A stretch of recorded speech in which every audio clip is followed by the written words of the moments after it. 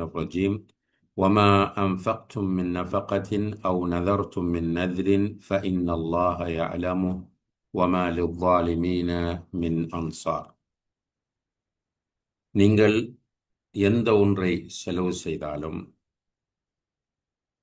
அல்லது எதையேனும் நேர்ச்சி செய்தாலும் فإن الله يعلمه, நிச்சயமாக அல்லாஹ் அதை அறியக்கூடியவனாக இருக்கிறார். وما للظالمين من أنصار, அநியாயக்காரர்களுக்கு உதவி செய்வதற்கு எவரும் இல்லை என்று இந்த வசனத்திலே சொல்கிறார். ஏற்கனவே நாம் குறிப்பிட்டது போல 261வது வசனத்திலிருந்து அல்லாஹு தஆலா செலவு செய்வதை பற்றி பேசிக்கொண்டிருக்கிறார். உண்மையிலே இவ்வளவு வசனங்களில் அதை பற்றி அல்லாஹ் பேசுவது என்பது செலவு செய்வதன் முக்கியத்துவத்தையும் அதனுடைய ஒழுங்குகளை கடைபிடிப்பதன் முக்கியத்துவத்தையும் நமக்கு உணர்த்தி கொண்டிருக்கின்றது. எங்கே அல்லாஹு தஆலா சொல்கிறான், வமா அன்ஃபக்தும் மின் நஃபகத்தின், நீங்கள் எந்த ஒரு செலவை செய்தாலும். இது ஒரு பொதுப்படையான வார்த்தையாக காணப்படுகிறது.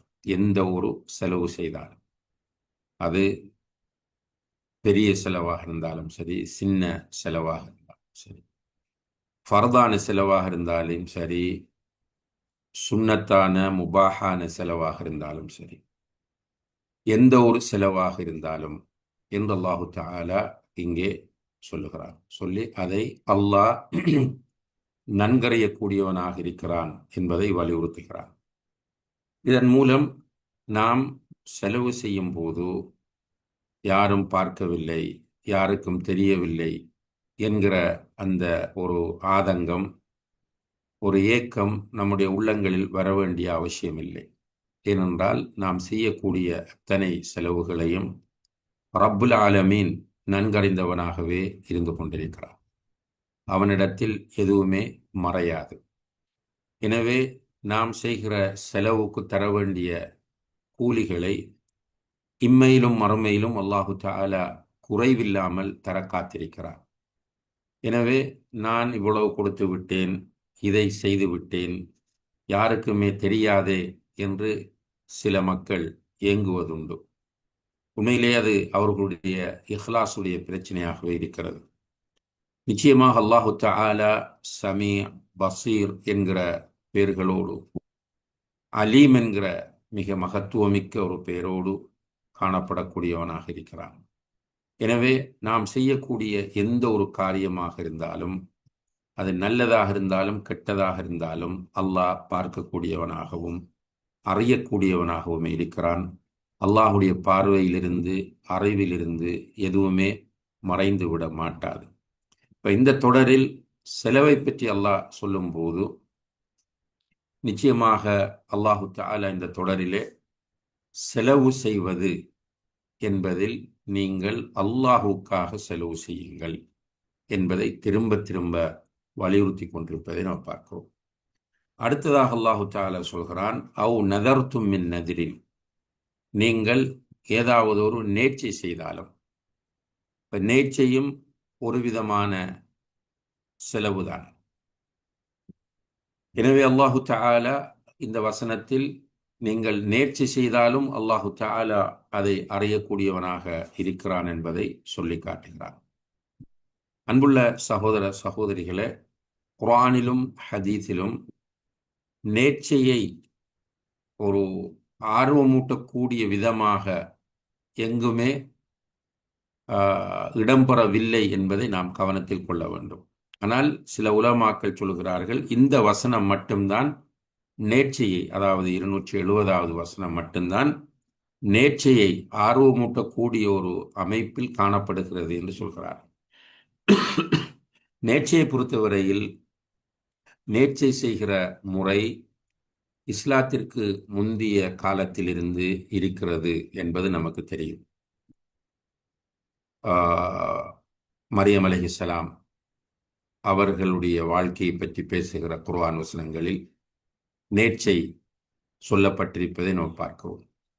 அதே போல ஹதீஸ்களை நாம் பார்க்கிற போது ஒரு சந்தர்ப்பத்தில் உமர் ரலியல்லாஹு அன்ஹு அவர்கள், யா ரசூலல்லாஹ், நான் ஜாஹிலிய காலத்தில் ஒரு நேர்ச்சை செய்தேன், என்று சொல்லி காட்டுகிறார். இப்ப நேர்ச்சை என்பது ரசூல் ஸல்லல்லாஹு அலைஹி வஸல்லமுடைய காலத்திற்கு முன்னர் இருந்து வரக்கூடிய ஒரு நடைமுறையாகும். ஆனால் நபிகள் நாயகம் ஸல்லல்லாஹு அலைஹி வஸல்லம் அவர்கள் அல்லாஹுக்காக நேர்ச்சை செய்வதை அங்கீகரித்தார்கள், அனுமதித்தார்கள். ஆனால் நேர்ச்சை செய்வதை ஆர்வமூட்டவில்லை. இதை குறிப்பாக பெண்கள் கவனத்தில் கொள்ள வேண்டும். ஏனென்றால் எடுத்ததற்கெல்லாம் நேர்ச்சி செய்யக்கூடிய சில பெண்கள் இருக்கிறார்கள். சின்ன சின்ன விஷயங்களுக்கெல்லாம் உடனே நேர்ச்சைக்கு போய் விடுவது, பிறகு அந்த நேர்ச்சையை நிறைவேற்ற முடியாமல் கஷ்டப்படுவது, தடுமாறுவது. நேர்ச்சை செய்வது ஆர்வமூட்டப்பட்ட ஒரு இபாதத்தா என்று கேட்டால் நிச்சயமாக இல்லை. ஹதீஸ் தெளிவாகவே அதை நமக்கு அடையாளப்படுத்துகிறது. ஆனால் ஒருவர் நேர்ச்சை செய்துவிட்டால் அந்த நேர்ச்சியை அவர் நிறைவேற்ற வேண்டும். நேர்ச்சையை பொறுத்தவரையில் அனுமதிக்கப்பட்ட நேர்ச்சை இருக்கிறது, தடை செய்யப்பட்ட நேர்ச்சை இருக்கிறது. அனுமதிக்கப்பட்ட நேர்ச்சை நாம் அல்லாஹுக்காக என்ற அமைப்பில் செய்யக்கூடிய நேர்ச்சை, நல்ல விஷயங்களை கொண்டு செய்யப்படக்கூடிய நேர்ச்சையாகும். இது அனுமதிக்கப்பட்ட நேர்ச்சை, அல்லாஹுக்காக செய்வது, அனுமதிக்கப்பட்ட விஷயங்களில் நேர்ச்சை செய்வது. உதாரணமாக, நான் அல்லாஹுக்காக நோன்பு நோட்பேன், அல்லாஹுக்காக ஒரு ஆட்டை அறுத்து குர்பானி கொடுப்பேன், அல்லாஹுக்காக சதகா கொடுப்பேன், அல்லாஹுக்காக தொழுவேன் என்று நேர்ச்சை செய்வது மார்க்கத்தில் அனுமதிக்கப்பட்ட நேர்ச்சியாகும். நான் இந்த அவுலியாக்களுக்காக, இந்த தர்காவுக்காக என்று நேர்ச்சி செய்வது ஷிர்கான நேர்ச்சியாகும். அதே நேரத்தில் ஒருவர் அல்லாஹுக்காக நேர்ச்சி செய்கிறார், ஆனால் பிழையான நேர்ச்சியாக இருக்கிறது. உதாரணமாக, நான் உனக்காக இவரோடு பேச மாட்டேன் என்று ஒருவரோடு பேசாமல் விடுவது, அல்லது உனக்காக நான் இப்படி நடப்பேன் என்று ஒரு பாவமான காரியத்தை சொல்லி நேர்ச்சி செய்வது என்பது மார்க்கத்தில் கூடாது. அல்லது இது நடந்தால் நான் இவ்வாறு செய்வேன் என்று நேர்ச்சி செய்வது. உதாரணமாக, ஒருவர் ஒரு ஹராமான காரியத்தை செய்ய போகிறார். யா அல்லாஹ், இந்த காரியத்தை நான் வெற்றிகரமாக செய்து முடித்தால் உனக்காக நோன்பு நோட்பேன் என்று நேர்ச்சி செய்கிறார். செய்யப்போகிற காரியம் ஹராமானது. அப்படி நேர்ச்சி செய்தாலும் அந்த நேர்ச்சை பாவமான, தடை செய்யப்பட்ட நேர்ச்சியாகும். அல்லாஹுக்காக ஒரு நல்லதை ஒருவர் நேர்ச்சி செய்தால் அந்த நேர்ச்சியை நிறைவேற்றுவது கட்டாயமாகும். அன்புள்ள சகோதர சகோதரிகளே, அல்லாஹ் குர்ஆனிலே யூஃபூன பின் நதிர், அவர்கள் தங்களுடைய நேர்ச்சைகளை நிறைவேற்றுவார்கள் என்று சிறப்பித்து சொல்கிறார். ரசூலுல்லாஹி அலைஹி வஸல்லம் அவர்கள் அவுஃபி பின் நதிரிக், நீ செய்த நேர்ச்சியை நிறைவேற்றி என்று சஹாபாக்களுக்கு வழிகாட்டியிருக்கிறார்கள். எனவே ஒருவர் நல்ல விஷயத்திற்கு நேர்ச்சி செய்துவிட்டால் அவர் அந்த நேர்ச்சியை நிறைவேற்ற வேண்டும். இந்த நேர்ச்சியுடைய விஷயத்தில் சில நேர்ச்சிகள் பொதுப்படையாக இருக்கும். உதாரணமாக, ஒரு கண்டிஷன் போடுறதில்ல, சும்மா ஒருவர் அல்லாஹுக்கு நன்றி செலுத்தும் விதமாக யா அல்லாஹ் உனக்காக நோன்பு நோட்பேன் என்று நேர்ச்சி செய்திருப்பார். ஒரு கண்டிஷன் அங்கே இருக்காது. அவருக்கு ஒரு நல்லது நடந்து விட்டது, நோயிலிருந்து குணம் கிடைத்திருக்கிறது, குழந்தை கிடைக்காமல் இருந்த ஒருவருக்கு கன்சீவ் ஆகியிருக்கிறது, ஒரு விஷயத்தை அவர் தேடிக்கொண்டிருக்கிறார், அல்ஹம்துலில்லாஹ் அது கிடைத்து விட்டது. உடனே அவர் சொல்கிறார், யா அல்லாஹ் உனக்காக நான் ஹஜ் செய்வேன், உனக்காக நான் நோன்பு நோட்பேன், உனக்காக நான் குர்பானி கொடுப்பேன், உனக்காக சதகா செய்வேன். இப்படி நேர்ச்சி செய்தால் அந்த நேர்ச்சியை அவர் கண்டிப்பாக நிறைவேற்ற வேண்டும். இன்னும் ஒரு நேர்ச்சி இருக்கிறது, கண்டிஷன், நிபந்தனையிட்டு நேர்ச்சி செய்வது.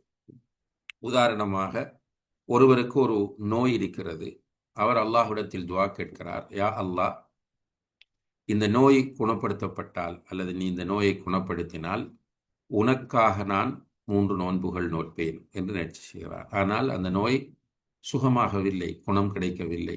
இவர் நோன்பு நோக்க வேண்டிய அவசியம் இல்லை. ஒரு படிக்கிற மாணவன் தன்னுடைய எக்ஸாமிலே உதாரணமாக எல்லா பாடங்களிலும் நான் சித்தி அடைய வேண்டும், நான் அவ்வாறு சித்தி அடைந்தால் உனக்காக 2 ரக்காத் தொழுவேன் என்று நேர்ச்சி செய்கிறார். அவர் பரீட்சையில் சித்தி அடைந்தால் 2 ரக்காத் தொழ வேண்டும், சித்தி அடையவில்லை என்றால் தொழ வேண்டிய அவசியம் இல்லை என்பதை நாம் கவனத்திலே கொள்ள வேண்டும். 2 வகையான 2 முறையில் நேர்ச்சி செய்கிறார்கள். ஒன்று வித் கண்டிஷன், நிபந்தனை இட்டு நேர்ச்சி செய்வது. அப்ப நிபந்தனை இட்டு நேர்ச்சி செய்யும் போது அந்த நிபந்தனையிடப்பட்ட விஷயம் நடந்தால்தான் அவர் அந்த நேர்ச்சியை நிறைவேற்ற வேண்டும். இதை தெளிவாக புரிந்து மற்றவர்களுக்கும் சொல்லுங்கள். ஏனென்றால் நிறைய பேர் திரும்ப திரும்ப இந்த கேள்வி கேட்டுக்கொண்டே இருப்பார்கள். நான் இவ்வாறு நேர்ச்சி செய்தேன், ஒரு குழந்தை சுகைனமாக இருக்கிறது, நேர்ச்சி செய்கிறார், என்னுடைய பிள்ளை சுகம் பெற்றால் நான் ஹஜ்ஜிக்கு போவேன் என்று. ஆனால் புள்ள மௌத்தாயிற்று சுகமாகாமல். இவர் ஹஜ்ஜிக்கு போக தடமாறுகிறார். அவர் போக வேண்டிய அவசியம் இல்லை, ஏனென்றால் நிபந்தனை இட்டிருக்கிறார். எனவே நிபந்தனை இட்டு செய்யப்படக்கூடிய நேர்ச்சை நிபந்தனை நிறைவேறினால் அந்த நேர்ச்சியை நிறைவேற்ற வேண்டும். அடுத்தது வித்தவுட் கண்டிஷன், நிபந்தனை இல்லாமல் ஜெனரலாக பொதுவாக ஒருவர் நேர்ச்சி செய்தால் அவர் அந்த நேர்ச்சியை கண்டிப்பாக நிறைவேற்றியே ஆக வேண்டும். இந்த நேர்ச்சையிலே சில நேரங்களில் உணவுகள் நேர்ச்சி செய்யப்படும். குறிப்பாக ஒரு ஆடு, மாடு போன்றவற்றை அறுத்து பலியிடுவதாக, அல்லாஹுக்காக அறுத்து குர்பான் கொடுப்பதாக நேர்ச்சி செய்திருப்பார்கள். இந்த நேர்ச்சியை ஒருவர் சாப்பிட முடியுமா என்கிற கேள்வியும் நிறைய வந்து கொண்டிருப்பதை நாம் பார்க்கிறோம். நேர்ச்சி செய்தவர் அந்த நேர்ச்சியிலிருந்து சாப்பிடலாமா? முதலாவதாக, ஒருவர் நேர்ச்சியை, அந்த குர்பானியை நேர்ச்சி செய்யும் போது அவர் சொல்லுகிறார், நான் ஒரு ஆடு அறுத்து ஏழைகளுக்கு கொடுப்பேன் என்று நேர்ச்சி செய்கிறார். இந்த நேரத்தில் அவர் அதிலிருந்து அவரோ அவருடைய குடும்பத்தினரோ, குடும்பம் உண்டு அவரில் டிபெண்டாக இருக்கக்கூடியவர்களோ சாப்பிடுவது கூடாது. நான் ஒரு ஆட்டை அறுத்து ஏழைகளுக்கு கொடுப்பேன் அல்லது மக்களுக்கு கொடுப்பேன் என்று நேர்ச்சி செய்கிறார். அதிலிருந்து அவர் சாப்பிடக்கூடாது என்பதிலே கிட்டத்தட்ட ஏக மனதான கருத்து உலமாக்கள் மத்தியிலே இருக்கிறது. இரண்டாவதாக, அவர் நேர்ச்சி செய்யும் போது நான் ஒரு ஆட்டை யா அல்லாஹ் உனக்காக அறுப்பேன் என்று நேர்ச்சி செய்கிறார். அதே நேரத்தில் மனதுக்குள் நியத்து வைக்கிறார் அல்லது நினைத்து கொள்கிறார், நானும் என்னுடைய குடும்பமும் இதிலிருந்து சாப்பிடுவோம் என்று. அப்படி அவர்கள் நானும் என்னுடைய குடும்பத்தினரும் சாப்பிடுவோம் என்று நினைத்தால், நியத்து வைத்திருந்தால், அவர்கள் அதிலிருந்து சாப்பிடலாம், பிரச்சனை இல்லை. அதுவும் கிட்டத்தட்ட ஏகோபித்த கருத்தில் இருக்கக்கூடியது. 2 விஷயங்களையும் கிரகித்துக் கொள்ளுங்கள். மூன்றாவதாக ஒன்றிருக்கிறது, ஒருவர் பொதுவாக நேர்ச்சி செய்கிறார், யா அல்லாஹ் உனக்காக ஒரு ஆடறுத்து கொடுப்பேன் என்று நேர்ச்சி செய்கிறார். இந்த நிலையில் அவர் அதிலிருந்து அவரும் அவருடைய குடும்பம், அதாவது டிபெண்டாக இருக்கக்கூடிய குடும்பத்தினரும் சாப்பிடலாமா என்று கேட்டால் இதிலே கருத்து வேறுபாடுகள் காணப்படுகின்றன. மாலிகி மதுஹபை சேர்ந்த உலமாக்கள் அதை சாப்பிடலாம் என்கிறார்கள். என்று அவர் எந்த கண்டிஷனும் போடவில்லை என்பதனால் அவர் சாப்பிடலாம் என்று சொல்லுகிறார்கள். அதே நேரத்தில் அதிகமான உலமாக்களுடைய நிலைப்பாடு அவர் அதிலிருந்து சாப்பிடக்கூடாது என்பது. வல்லாஹு ஆலம், பொதுவாக நாம் பேணுதலான முறையில் இருந்து கொள்வதுதான் சிறந்ததாகும். அந்த அடிப்படையில் அதிகமான உலமாக்கள் குறிப்பிடக்கூடிய அமைப்பில் ஒருவர் பொதுவாக நேர்ச்சி செய்துவிட்டால், யா அல்லாஹ் உனக்காக நான் ஒரு ஆடறுத்து கொடுப்பேன், ஒரு மாடறுப்பேன் என்று நேர்ச்சி செய்கிறார், உனக்காக ஒரு ஆடு அறுப்பேன் அல்லது ஒரு மாட்டை அறுப்பேன் என்று நேர்ச்சி செய்தால் அதிலிருந்து அவரும் அவருடைய குடும்பத்தினரும் சாப்பிடாமல் இருப்பதுதான் பொருத்தமானது. வல்லாஹு தஆலா ஆலம். அடுத்ததாக அன்புள்ள சகோதர சகோதரிகளே, ஒருவர் நேர்ச்சி செய்கிறார். நேர்ச்சி செய்தவர் அந்த நேர்ச்சியை நிறைவேற்ற முடியாத ஒரு சூழ்நிலைக்கு தள்ளப்படுகிறார். ஒருவர் நேர்ச்சி செய்கிறார் நோன்பு பிடிப்பதற்கு, ஆனால் நோன்பு பிடிக்க முடியாத அளவுக்கு அவருடைய சூழ்நிலை மாறுகிறது. அல்லது உம்ரா செய்வேன் என்று நேர்ச்சி செய்கிறார், உம்ராவுக்கு போக முடியாத உடல் நிலையோ அல்லது பொருளாதார சிரமமோ அவருக்கு ஏற்படுகிறது. இப்படி செய்த நேர்ச்சியை நிறைவேற்ற முடியாமல் போனால் அதற்கு என்ன சொல்யூஷன் என்று கேட்டால், ஹதீஸ்களின் நிழலிலே அவர் அதற்காக வேண்டி கஃபாரா கொடுக்க வேண்டும், குற்றப்பரிகாரம் கொடுக்க வேண்டும். என்ன குற்றப்பரிகாரம் என்று சொன்னால், சத்தியம் செய்துவிட்டு அவர் அந்த சத்தியத்தை முறித்தால் என்ன குற்றப்பரிகாரமோ அந்த குற்றப்பரிகாரத்தை இந்த நேர்ச்சியை நிறைவேற்ற முடியாமல் போகும்போது அவர் செய்ய வேண்டும் என்பதை நாம் புரிந்து கொள்ள வேண்டும். எனவே அன்புள்ள சகோதர சகோதரிகளை, நாம் செலவு செய்தாலும் நேர்ச்சி செய்தாலும் அவற்றை அல்லாஹ் நன்கறிந்தவனாக இருக்கிறான். இறுதியாக அல்லாஹ் சொல்கிறான், வமா லிஸ்ஸாலிமீன மின் அன்சார், அநியாயக்காரர்களுக்கு உதவி செய்வதற்கு யாரும் இல்லை என்று சொல்கிறான்.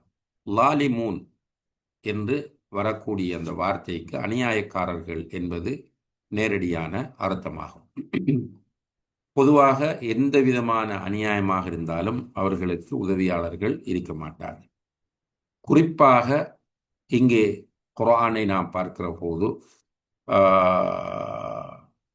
وَمَنْ يُشْرِكْ بِاللَّهِ فَقَدْ حَرَّمَ اللَّهُ عَلَيْهِ الْجَنَّةَ وَمَأْوَاهُ النَّارُ وَمَا لِلظَّالِمِينَ مِنْ أَنصَارٍ என்று ஷிர்க்கை பற்றி அல்லாஹ் சொல்கிறார். யார் அல்லாஹுக்கு இணை வைக்கிறாரோ அவருக்கு சுவர்க்கம் ஹராம், அவருக்கு சுவர்க்கம் ஹராம், அவர் நரகம் போவார். இவ்வாறான அநியாயக்காரர்களுக்கு உதவி செய்ய யாரும் இல்லை என்றெல்லாம் அந்த வசனத்திலே சொல்லி காட்டுகிறார். லுக்மான் அலைஹிஸ்ஸலாம் அவர்கள் மகனுக்கு செய்த உபதேசத்தை சொல்லும் போது, இன்ன ஷிர்க லபுல்முன் அதீம், ஷிர்க் மிகப்பெரிய அநியாயமாகும் என்றெல்லாம் சொல்லி காட்டுகிறார். இப்போ இந்த இடத்திலே அநியாயக்காரர்கள் என்பது இணை வைக்கக்கூடியவர்களை குறிக்கும். பொதுவாக இந்த இடத்திலே இணை வைக்கக்கூடியவர்களையும் குறிக்கும். அதாவது முகஸ்துதிக்காக செலவு செய்பவர் அநியாயக்காரன். முகஸ்துதி என்பது ஷிர்குல் அஸ்கர், சிறிய இணை வைத்தல். எனவே முகஸ்துதிக்காக, முகஸ்துதின்னா உங்களுக்கு தெரியும், பேருக்கும் புகழுக்குமாக, மற்றவர்களுடைய பாராட்டுக்காக, தன்னுடைய பெயர் பொறிக்கப்பட வேண்டும் என்பதற்காக செலவு செய்வது ஷிர்குல் அஸ்கராகும். எனவே அவரும் அநியாயக்காரர் தான். இப்போ நாம் அல்லாஹுக்காக செய்ய வேண்டிய அந்த செலவு செய்தலை, அல்லாஹுக்காக செய்ய வேண்டிய அந்த நேர்ச்சியை அல்லாஹ் அல்லாதவர்களுக்கு செய்யும் போது, அப்போ செலவு செய்யும் போது அல்லாஹ் அல்லாதவர்களுடைய திருப்தியை எதிர்பார்த்தால் ஷிர்குல் அஸ்கர், நேர்ச்சியை அல்லாஹ் அல்லாதவர்களுக்கு செய்தால் அது ஷிர்குல் அக்பர். இப்போ சிலர் இருக்கிறார்கள், அவுலியாக்களுக்கு தர்காக்களுக்கு நேர்ச்சி செய்வார்கள். அல்லாஹ் அவர்களுக்கு ஹிதாயத்தை கொடுக்க வேண்டும். அறியாமையின் காரணத்தினால், தௌஹீத் அவர்களை சென்றடையாத காரணத்தினால், உலமாக்களாக இருக்கிற சிலர் அந்த மக்களுக்கு இது பற்றிய தெளிவூட்டல்களை வழங்காமல் இருக்கிற காரணத்தினால் அந்த மக்கள் ஏதாவது ஒரு பிரச்சனை, குறிப்பாக கஷ்டங்கள் வரும்போது, நோயாக இருக்கலாம், வேறு கஷ்டங்களாக இருக்கலாம், அப்படியான சந்தர்ப்பங்களில் அல்லாஹ் அல்லாதவர்களுக்கு நேர்ச்சி செய்து விடுகிறார்கள். இப்போ நேர்ச்சி செய்வது ஒரு இபாதத் என்கிற வகையில் அதை அல்லாஹ் அல்லாதவர்களுக்கு செய்தால் அது ஷிர்குல் அக்பராக மாறும். எனவே அல்லாஹ் அல்லாதவர்களுக்கு செலவு செய்கிறவர் ஷிர்குல் அஸ்கரை செய்கிறார், அல்லாஹ் அல்லாதவர்களுக்கு நேர்ச்சி செய்கிறவர் ஷிர்குல் அக்பரை செய்கிறார். இப்படியான அநியாயக்காரர்களுக்கு உதவி செய்வதற்கு யாரும் இல்லை என்று அல்லாஹு தஆலா இங்கே எச்சரிக்கை செய்கிறார். எனவே அந்த நிலையிலிருந்து அல்லாஹ் நம் அனைவரையும் காப்பாற்ற வேண்டும். 271வது வசனத்தில் அல்லாஹ் சொல்லுகிறான், இன் துபுது ஸதகாத்தி ஃபநிஅம்மாஹி, நீங்கள் சதகாக்களை வெளிப்படையாக செய்தால் அதுவும் நல்லது. சதகாக்களை வெளிப்படையாக செய்தால் அதுவும் நல்லது. வ இன் துஃபூஹா, அதை நீங்கள் மறைமுகமாக செய்தாலும் அதுவும் உங்களுக்கு நல்லதுதான். அப்போ அல்லாஹு தஆலா இங்கே எப்போதும் சதக்காவை ரகசியமாகத்தான் செய்ய வேண்டும் என்று வலியுறுத்தவில்லை. பொதுவாக நாம் படித்திருக்கிற ஹதீஸ், மஹ்ஷரிலே நிழல் பெறக்கூடிய 7 கூட்டத்தில் ஒரு கூட்டம், ரஜுலுன் தஸத்தக பிஸதகத்தின் ஃபஅக்ஃபாஹா ஹத்தா லா தஅலம ஷிமாலுஹு மா துன்ஃபிகு யமீனுஹு. ஒரு மனிதன் சதக்கா செய்கிறான், வலதால் கொடுப்பது இடதுக்கு தெரியாத அளவுக்கு மறைத்து செய்கிறான் என்று ரசூலுல்லாஹி அலைஹி வஸல்லம் அவர்கள் அந்த ஹதீஸில் சொல்கிறார். அவனுக்கு அரசின் கீழ் நிழல் கிடைக்கும். பொதுவாக சதக்காவை ரகசியமாக செய்வதுதான் சிறந்தது. ஆனால் தேவைகள் வரும்போது பகிரங்கமாக செய்வது. உதாரணமாக, ஒரு பப்ளிக்கான இடத்தில் வைத்து சதக்கா செய்ய வேண்டிய ஒரு சூழ்நிலை வருகிறது. பள்ளிவாசலிலே கேட்கிறார்கள், இப்போ இந்த இடத்திலே ஒரு தேவை இருக்கிறது, பள்ளியினுடைய தேவையோ தாவாவினுடைய தேவையோ அல்லது மக்களுடைய தேவையோ இருக்கிறது. கேட்கிறார்கள், இந்த ஊரிலே இந்த வெள்ளத்தினால் மக்கள் பாதிக்கப்பட்டிருக்கிறார்கள், இந்த புயலினால் மக்கள் பாதிக்கப்பட்டிருக்கிறார்கள், தாருங்கள், ஒருவர் எழுந்து நான் 1,00,000 ரூபாய் தருகிறேன் என்று சொல்கிறார். இப்படி வெளிப்படையாக செய்கிறார். ஆனால் அவருடைய நீயத் இஹ்லாஸானதாக இருக்க வேண்டும். இப்ப நீயத் இஹ்லாஸை இழந்தால் ரியா வந்துவிடும். இப்ப வெளிப்படையாக செய்வது. இன்னும் ஒன்று இருக்கிறது, வெளிப்படையாக செய்யும் போது மற்றவர்கள் என்னை பார்த்து இன்னும் அவர்கள் செய்ய வேண்டும் என்கிற ஒரு இஹ்லாஸான நோக்கம். அப்படி சதக்காவை பகிரங்கமாக செய்வது. ஆனால் குறிப்பாக உலமாக்கள் இந்த வசனத்தை பற்றி பேசுகிற போது ஜக்காத்தை கொடுக்கிற ஒருவர் பகிரங்கமாக கொடுப்பதே சிறந்தது என்று சொல்கிறார். மறைமுகமாக ரகசியமாக இல்லாமல் வெளிப்படையாக எல்லோருக்கும் தெரியக்கூடிய முறையில் தன்னுடைய ஜக்காத்தை கொடுப்பது நல்லது என்கிற ஒரு கருத்தை முன்வைக்கிறார்கள் இந்த குர்ஆன் வசனத்தை ஆதாரமாக வைத்து. அல்லாஹு தாலா இங்கே இன் துபுது சதகாத்தி ஃபனிஇம்மாஹி வ இன் துஃபூஹா வ துஅது அல் ஃபுகரா ஃபஹுவ கைருல் லக்கும். நீங்கள் சதக்காவை பகிரங்கமாக செய்தால் அதுவும் நல்லது, நீங்கள் அதை மறைத்து ஏழைகளுக்கு கொடுத்தால் அதுவும் உங்களுக்கு நல்லது என்று அல்லாஹ் சொல்கிறான். இப்போ இந்த இடத்துல இஹ்லாஸோடு செய்கிறவர்களைத்தான் இது சுட்டி காட்டுகிறேன். ஏன்னா முன்னால முழுமையாக அல்லாஹுக்காக செய்யுங்கள் சொல்லி காட்டாதீர்கள், பெருமைக்காக மோசுதிக்காக செய்யாதீர்கள் என்கிற செய்திகள் சொல்லப்பட்ட பிறகுதான் இங்கே இந்த செய்தி பதிவு செய்யப்படுகிறது. அல்லாஹு தாலா அடுத்ததாக சொல்கிறான், வைகஃபிர் அன்கும் மின் செய்ய ஆத்திக்கும். நீங்கள் அவ்வாறு செய்யும் போது, உங்களுடைய சதக்காக்களை கொடுக்கும் போது, பகிரங்கமாகவோ ரகசியமாகவோ நீங்கள் உங்களுடைய சதக்காக்களை செய்யும் போது உங்களுடைய பாவங்களிலிருந்து அல்லாஹ் மன்னிக்கிறான். இப்ப பாவங்கள் நன்மைகளால் மன்னிக்கப்படுகின்றன. இது ஒரு விதியா. அல்லாஹு தஆலா ஒரு இடத்திலே சொல்லுகிறான், இன்னல் ஹசனாத் யுذஹிபன செய்யாத். நன்மைகள் தீமைகளை போக்கிவிடும் என்று அல்லாஹு தஆலா சொல்லி காட்டுகிறான். அப்ப பொதுவாக நம்ம செய்யக்கூடிய நன்மைகள் தீமைகளை அழிக்கும் என்பதை நாம் புரிந்து கொள்ள வேண்டும். அதே நேரத்தில் நாம் செய்யக்கூடிய தீமைகள் நம்முடைய நன்மைகளை அழிக்காது. சுப்ஹானல்லாஹ், அல்லாஹ் எவ்வளவு பெரிய ஒரு அன்பும் இரக்கமும் கருணையும் ரஹ்மத்தும் கொண்டவன் என்பதை பாருங்க. நன்மைகள் செய்யும் போது அதை வைத்து பாவங்கள் அழியும். ஆனால் பாவங்களை வைத்து நன்மைகள் அழிவதில்லை. பாவங்களை வைத்து நன்மை அழிகிறா, ஷிர்க்கை வைத்து மட்டும்தான் நன்மை அழியும். ஷிர்குல் அக்பர், ஷிர்குல் அஸ்கர், இந்த 2 ஷிர்க்குகளும் வந்துவிட்டால் அந்த நன்மை அழிந்துவிடும். ஆனால் நன்மைகள் செய்யப்படும் போது, இஹ்லாஸாக செய்யப்படும் போது அதை வைத்து பாவங்கள் அழிக்கப்படும். உண்மையிலே அல்லாஹ்வில நமக்கு அன்பை அதிகரிக்க செய்கின்ற ஒரு செய்தியாக இது காணப்படுகிறது. இறுதியாக அல்லாஹ் சொல்கிறான், வல்லாஹு பிமா தஅமலூன ஹபீர். நீங்கள் செய்பவற்றையெல்லாம் அல்லாஹ் மிக நுணுக்கமாக அறிந்தவனாக இருக்கிறார். முழுமையாக நீங்க பாருங்க, முன்னால் உள்ள வசனத்திலேயும் ஃபைனல்லாஹ யஅலமு, இந்த வசனத்திலும் வல்லாஹு பிமா தஅமலூன ஹபீர்.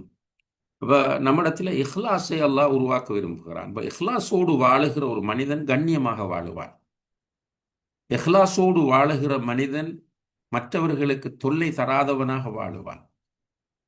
அந்த இஹ்லாஸோடு வாழுகிற மனிதனிடத்தில் நிறைய நல்ல மாற்றங்கள் வரும். அவனிடத்தில் பொறாமை இருக்காது, பெருமை இருக்காது.